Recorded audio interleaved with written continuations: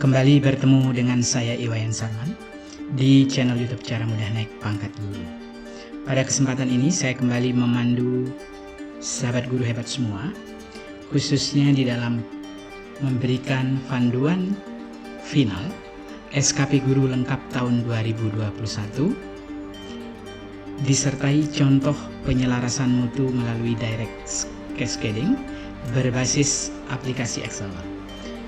Tentu panduan ini untuk semua jenjang guru pendidikan dasar maupun pendidikan menengah dilengkapi dengan pejabat penilai dan atasan pejabat penilai jenjang SMA, SMK, SLB dan tenaga administrasi lingkup Dinas Pendidikan Provinsi Kalimantan Tengah. Saya akan pandu sahabat guru hebat, kepala sekolah dan juga pengawas pembina aplikasi yang sudah saya update, khususnya di dalam bagaimana menginput data dari bagian awal sampai dengan bagian akhir. Nah, di sini sudah saya pandu dengan tanda kuning. Tanda kuning ini tentu sahabat guru hebat semua cukup mengganti nama yang sudah ada, dilanjut mulai dari nama, NIP, kemudian pangkat yang sudah ada pilihan, sesuaikan dengan pangkat sahabat guru hebat. Lalu dilanjutkan dengan nama sekolah, di sini yang paling penting. Di sini adalah SMA Negeri 1 Palangkaraya. Lalu dilanjutkan dengan nama kepala sekolah, NIP, dan pangkat. Nah, kemudian dari tahap selanjutnya, sahabat guru hebat tinggal mengganti, menyesuaikan pangkat yang sudah diklik tadi. Di sini tadi adalah pangkatnya pembina tingkat 1 4B, maka di sini sahabat guru hebat harus mengklik pembina tingkat 1 4B, yaitu di kode 10. Di sini tinggal diketik angka 10. Kemudian dilanjutkan dengan mengecek beberapa tahapan yang sudah dipandu di sini, khususnya mulai dari bagaimana angka kredit dari masing-masing pangkat itu sudah dipandu di sebelah kanan, dan dilanjutkan dengan yang baru sudah saya bantu di sini adalah di bagian bawah, yaitu khusus terkait dengan pejabat penilai. Pejabat penilai adalah di sini dicontohkan jika sahabat guru hebat berada di guru madya jenjang 4A, 4B, dan 4C, maka pejabat penilai itu adalah kepala dinas pendidikan di masing-masing. Dalam hal ini adalah kepala dinas pendidikan Provinsi Kalimantan Tengah. Di sini sudah saya pandu nama, NIP, pangkat, golongan dan ruang, kemudian jabatan, lalu unit kerja. Nah, di bagian bawah itu sudah dipandu dengan atasan pejabat penilai, yaitu di sini mulai dari nama, NIP, kemudian pangkat, golongan, dan jabatan, termasuk juga unit kerja. Nah, begitu juga kalau sahabat guru hebat berada di jenjang guru pertama, itu dari 3A, 3B, kemudian guru muda 3C, 3D. Di sini sudah dipandu sahabat guru hebat berada di jenjang SMA atau SMK atau pendidikan khusus SLB. Di sini sudah lengkap dengan nama dan NIP dari pejabat Kabid Pembinaan SMA, Kabid Pembinaan SMK, dan juga Kabid Pembinaan Pendidikan Khusus. Lalu di bagian bawahnya juga ada atasan pejabat penilainya, sehingga nanti tinggal sahabat guru hebat mengcopy dari masing-masing nama yang diperlukan, termasuk juga di sini sudah dipandu untuk tenaga administrasi. Pejabat penilainya adalah seperti yang ada di AF30, nama, NIP, pangkat, kemudian di sini jabatan, unit kerjanya, kemudian atasan pejabat penilainya juga sudah dipandu. Nah, tentu secara keseluruhan bahwa aplikasi yang sudah saya berikan di sini itu dilengkapi dengan SKP Januari sampai dengan Juni, ya. Dan di sini juga nanti akan digabung SKP periode Juli sampai dengan Desember 2021. Di sini dari contoh nama yang diberikan ini sudah tadi begitu menginput di depan di data awal itu sudah lengkap mulai dari nama, NIP, pangkat, golongan ruang, dan juga jabatan sampai ke unit kerjanya. Nah, kemudian di formulir karena ini SKP-nya itu menggunakan peraturan yang lama, yaitu mengacu pada PP 46 tahun 2011, maka di sini pejabat penilainya adalah masih kepala sekolah di sebelah kiri. Di sini mulai dari nama, NIP, pangkat, kemudian juga jabatan sampai kepada unit kerja. Dan di sini adalah di sebelah kanan adalah pegawai negeri sipil atau guru yang dinilai. Nah, di sini sudah dipandu ketika sahabat guru hebat nanti sebagai guru dan wali kelas, maka tentu contoh ini bisa digunakan dan nanti disesuaikan dengan hal-hal yang terutama dari pengembangan keprofesian keberlanjutannya dan unsur penunjangnya sampai ke penilaian. Ini juga sudah link dan sampai ke prestasi. Di sini juga sudah lengkap. Nah, berikutnya sahabat guru hebat, kembali akan saya pandu dari bagaimana menyusun SKP lengkap di periode Juli sampai dengan Desember 2021. Nah, tentu diawali dengan bagaimana penjabaran mutu pada satuan pendidikan melalui pembagian peran dan hasil menggunakan metode penyelarasan direct cascading. Di sini saya sudah pandu lebih lengkap lagi, khususnya di penyelarasan tujuan dan pencapaian mutu di sekolah. Di sini sudah saya bagi menjadi 4 aspek kinerja atasan langsung yang akan dititipkan kepada masing-masing guru yang ada di sekolah, baik guru dengan tugas tambahan yang mengurangi jam maupun yang tidak mengurangi jam. Nah, tentu yang pertama itu adalah kinerja atasan langsung, terwujudnya warga sekolah berkarakter Pancasilais, berprestasi dan berwawasan global pada satuan pendidikan. Di sini sudah dibagi menjadi indikator kinerja individunya itu ada 10. Kemudian saya sudah bantu juga di kinerja utama kepala sekolah yang akan dititipkan. Di sini sudah lebih spesifik di nomor 2. Kinerja utama kepala sekolah itu sudah langsung dititipkan kepada wakil kepala sekolah dan guru. Terwujudnya perencanaan, pelaksanaan monitoring dan evaluasi sekolah mengacu pada rapor mutu. Di sini sudah ditentukan nanti wakil kepala sekolah dan guru.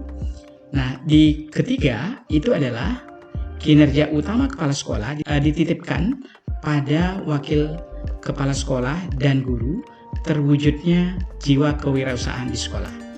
Jadi di aspek yang ketiga, tugas dan kompetensi dari kepala sekolah mulai dari aspek manajerial, kemudian juga kewirausahaan dan supervisi, ini sudah benar-benar dijabarkan dan nanti akan dititipkan kepada wakil kepala sekolah ataupun guru. Nah, yang keempat itu adalah kinerja utama kepala sekolah yang dititipkan, itu terlaksananya supervisi guru, baik itu oleh pengawas pembina maupun oleh kepala sekolah, yang tentunya nanti akan berperan penting. Ini adalah di Wakasek kurikulum tentunya. Nah, kemudian di nomor 5 ini adalah kinerja utama guru, yaitu terlaksananya tugas pokok guru dan tugas tambahan.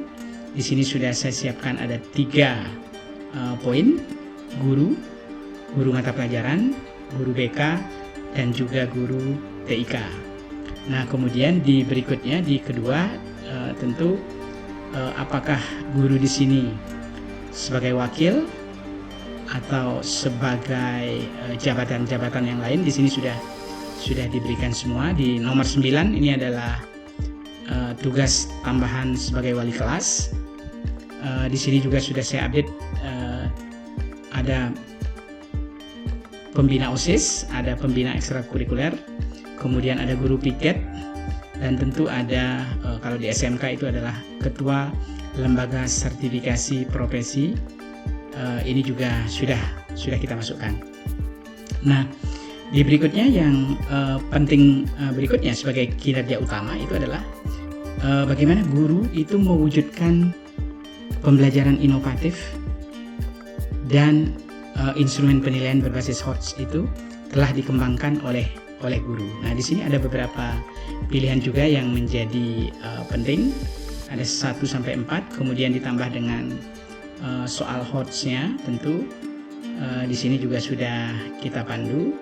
Dan di nomor 7 itu adalah kinerja utama guru di dalam pengembangan keprofesian keberlanjutan.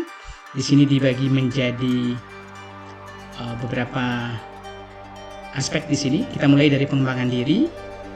Pengembangan diri itu ada 10, publikasi ilmiah itu ada 14, kemudian karya inovatif itu ada 12. Nah, yang menarik di sini itu adalah pilihannya sudah saya pandu. Sahabat guru hebat nanti di angka kreditnya tinggal menentukan aspek nomor mana yang telah dilaksanakan. Kalau nomor 1 berarti diklat fungsionalnya itu lebih dari 960 JP dengan angka kredit 6. Nah, kalau nomor yang umum, barangkali nanti sahabat guru hebat itu bisa memilih yang nomor 6. Kalau nomor 6 berarti diklat fungsional lamanya antara 30 sampai dengan 80 JP. Ini yang nomor 6. Nah, berikutnya juga kalau nomor 7 berarti itu adalah mengikuti kegiatan kolektif guru yang bentuknya adalah 3 kali pertemuan dengan nilai 0,15 untuk 1 poin. Nah, tapi kalau nanti ada beberapa bagian tinggal dikalikan. Misalnya ini ada penyusunan perangkat kurikulum, pembelajaran, lalu butir soal HOTS maupun best practice, berarti itu sudah ada 4. Berarti nanti tinggal dikalikan 4. Nah, berikutnya juga di publikasi ilmiah nanti tinggal dipilih apa yang dilakukan. Di sini sudah kita pandu semua di angka kreditnya. Nah, kemudian yang penting yang juga menjadi bagian dari pencapaian mutu di sekolah, format matriks pembagian peran dan hasil ini menjadi penting. Nah, pertama tentu kita mulai dulu. Kepala sekolah itu sudah menyiapkan atau melakukan penyelarasan 4 program utama untuk disebarkan pada wakil kepala sekolah, guru, dan juga di tenaga administrasi.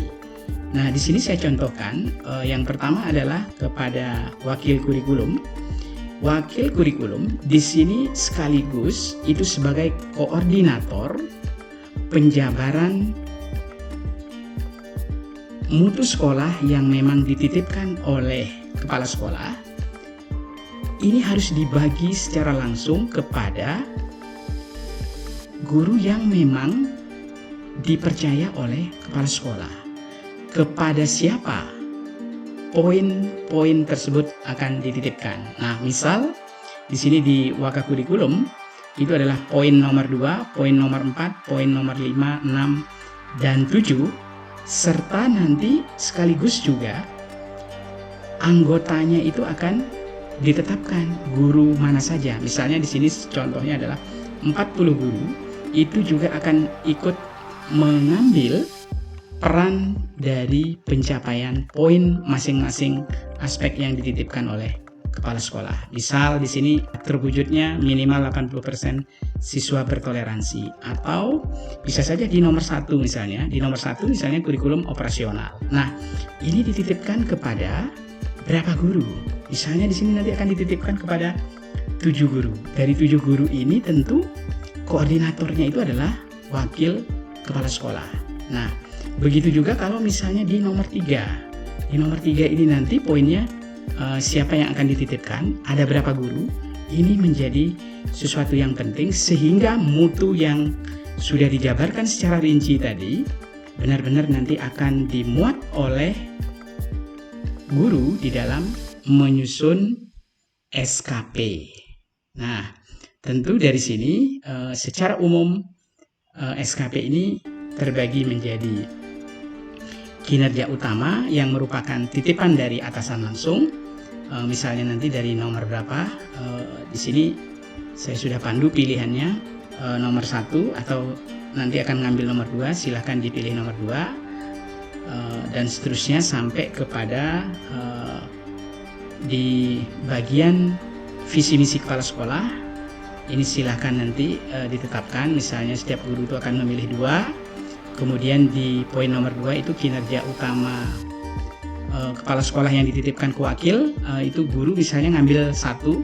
Nah, nanti mana guru siapa akan mengambil poin nomor berapa, tentu kembali kepada kepercayaan dari kepala sekolah untuk menitipkan penjabaran mutu tersebut, dan betul-betul nanti harus berhasil dibimbing, dibina, dipantau, dan sampai kepada pendokumentasiannya betul-betul harus disiapkan. Ada kinerja utama, ini masih dari kepala sekolah. Kemudian nomor 4 itu adalah kinerja utama kepala sekolah yang dititipkan di wakil. Ini juga ikut diambil oleh guru.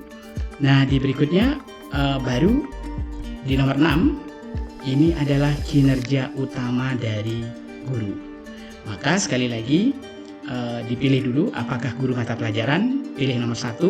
Kalau guru TIK pilih nomor 3, sedangkan kalau guru BK itu pilih nomor 2. Nah, kemudian di nomor 6 itu adalah bagian dari kinerja utama guru, yaitu menciptakan pembelajaran inovatif dan instrumen berbasis HOTS. Nanti silakan dipilih aspeknya. Tadi tinggal diambil dari penjabaran mutu.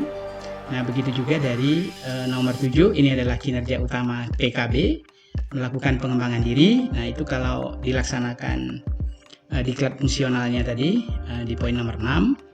Kemudian juga publikasi ilmiahnya, apa yang sudah dilakukan, termasuk juga di karya inovatif, silakan dipilih poinnya. Dan yang terakhir adalah di kinerja tambahan, terlaksananya pengawas ujian, penilaian, dan evaluasi terhadap proses dan hasil belajar. Nah, kemudian juga tugas sebagai anggota profesi dan seterusnya, ini juga silahkan nanti disesuaikan. Dan di keterkaitan angka kredit, di sini juga sudah dipandu sampai kepada ini adalah di data awalnya kita ambil tingkat kesesuaian terpenuhinya tugas pokok sebagai guru mata pelajaran, ya ini tadi sesuai dengan angka kredit pangkatnya golongan 4A. Ini sebagai wali kelas. Nah, kemudian di tanda kuning di sebelah ini sudah saya pandu tadi nomor 1 sampai dengan nomor 48, nanti disesuaikan. Ini nomor 7 adalah kegiatan kolektif guru.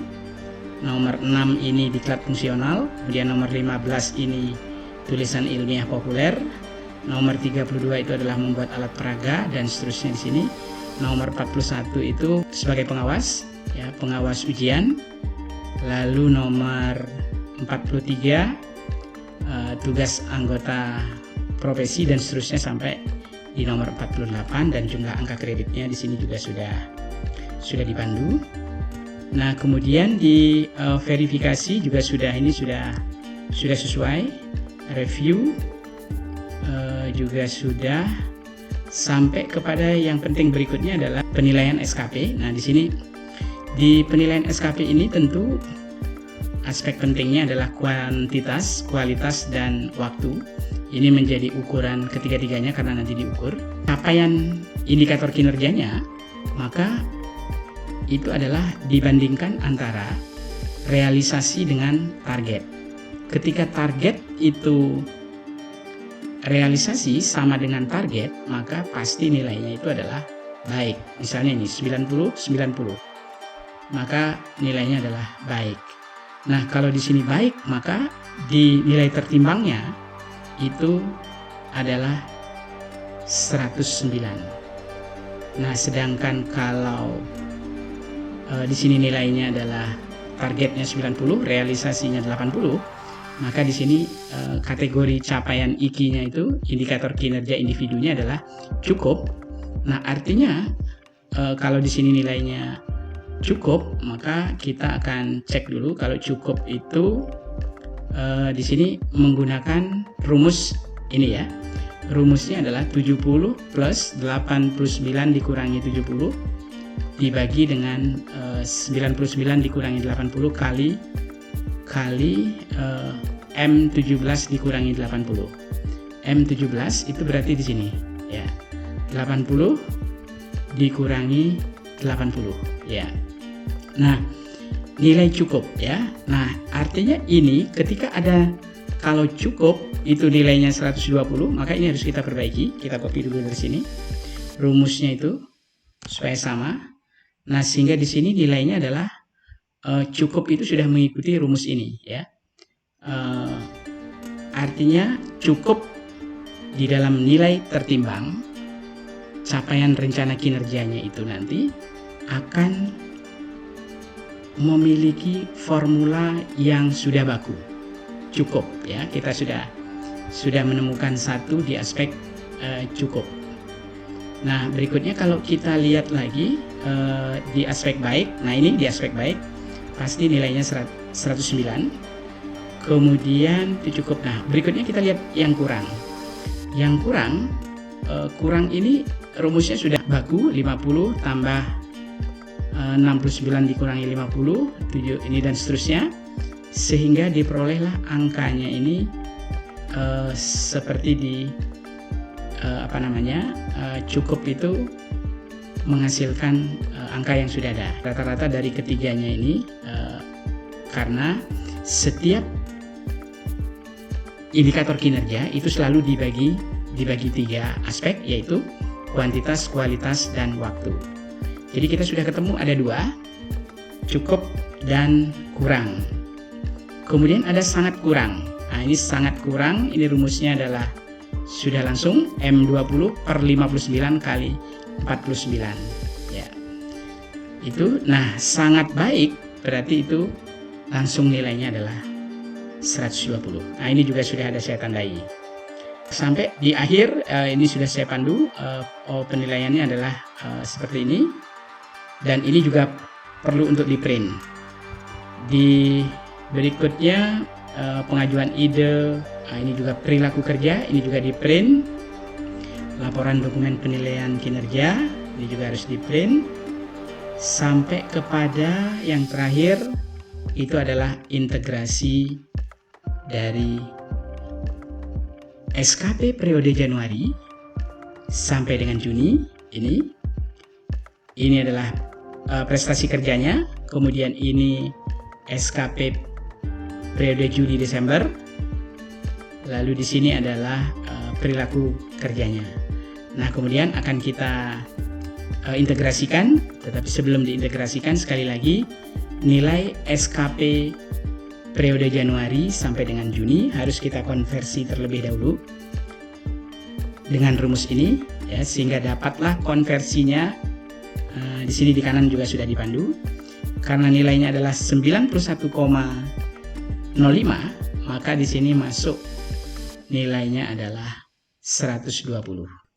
Pengalinya masih tetap kita gunakan 70% ditambah dengan 30% karena penilaian masih menggunakan atasan, bukan rekan sekerja ataupun bawahan.